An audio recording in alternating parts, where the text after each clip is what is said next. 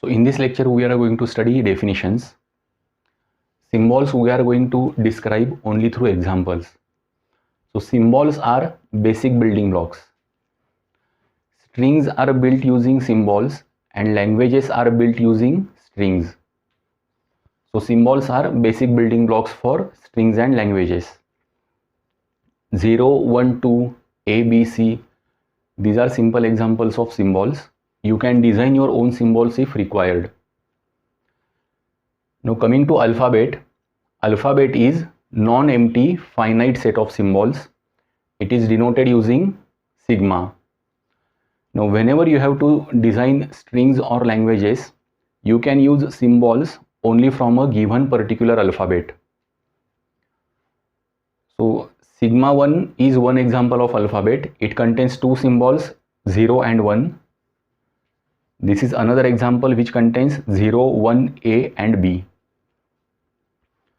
Now string is finite sequence of symbols over given alphabet. So string is finite in length by definition. String cannot be infinite in length.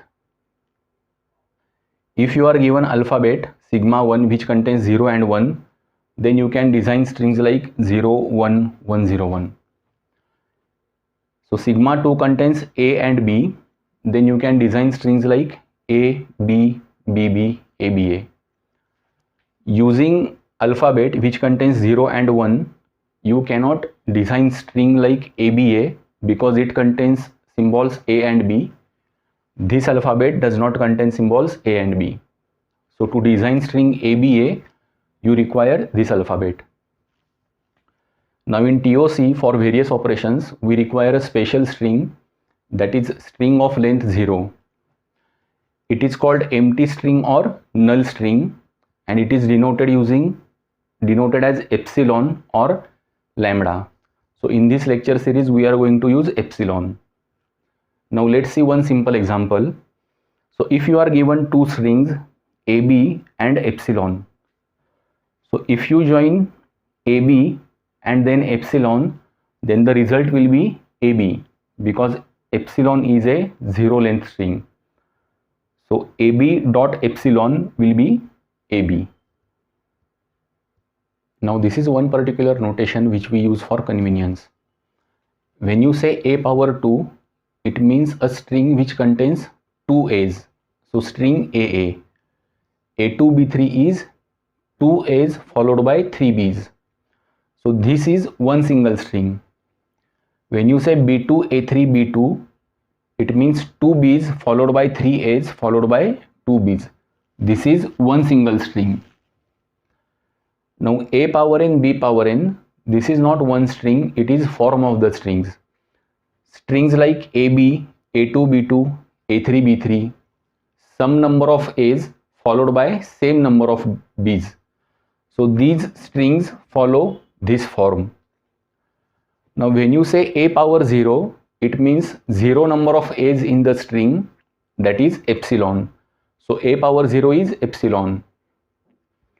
When you say A power 0 B power 0, it is 0 number of A's followed by 0 number of B's. So again it is epsilon.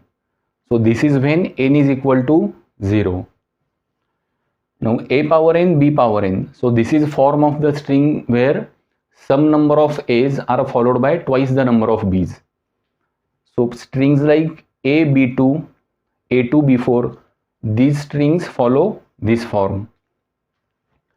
Now if you consider n equal to 0, then it will be A power 0 B power 2 into 0, which is again A power 0 B power 0, that is epsilon.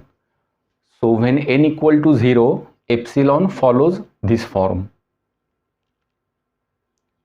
Now let's see definition of languages. So language is certain set of strings over given alphabet, and it is called formal language because form of the string is important. There is no linguistic meaning associated with strings of the language. Now let's say you are given alphabet sigma which contains A and B. So this is one finite language. It contains three strings AB, AAB, BBAB. This is example of empty language. So language L2 does not contain any string. we can represent empty language using phi. Now this is one example of infinite language. Language L3 contains epsilon, AB, AB, and so on. So 0 or more repetitions of AB, that is form of the string which is in L3. So although this is infinite language, string is finite in length by definition. So in this infinite language, if you pick any string, it will be finite in length. Now consider L4. This language contains only one string epsilon. So this is not empty language.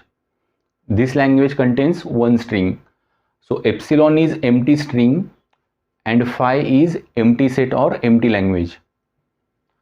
Now you can specify the form. So let's say L equal to a power n b power n such that n greater than 0. So strings like AB, A2, B2, A power 3, B power 3, these strings will be part of this language. If you consider string ABA, so string ABA does not follow this form.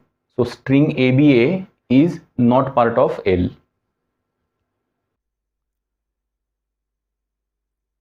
Do not ignore the notes. You will understand some points easily if you go through the notes.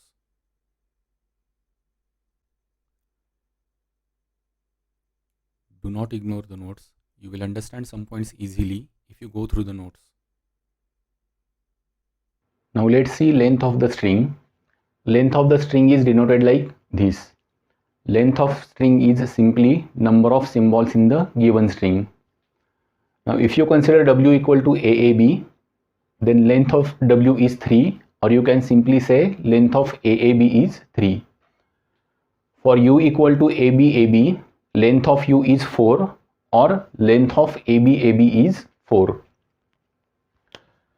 Now to calculate length of A power 2 B power 4, it will be simply 2 plus 4 equal to 6. Length of A power 4 B power 4 A power 4, this is one single string. Its length will be 4 plus 4 plus 4 is equal to 12. If you consider W equal to AB, then length of W power 3 is length of AB, that is 6. If W is equal to ABA, then length of W power 4 will be length of W into 4, which is 3 into 4. So 3 into 4 equal to 12. Now when we say W equal to epsilon, then length of W is 0, or we can say length of epsilon is equal to 0 because epsilon is empty string.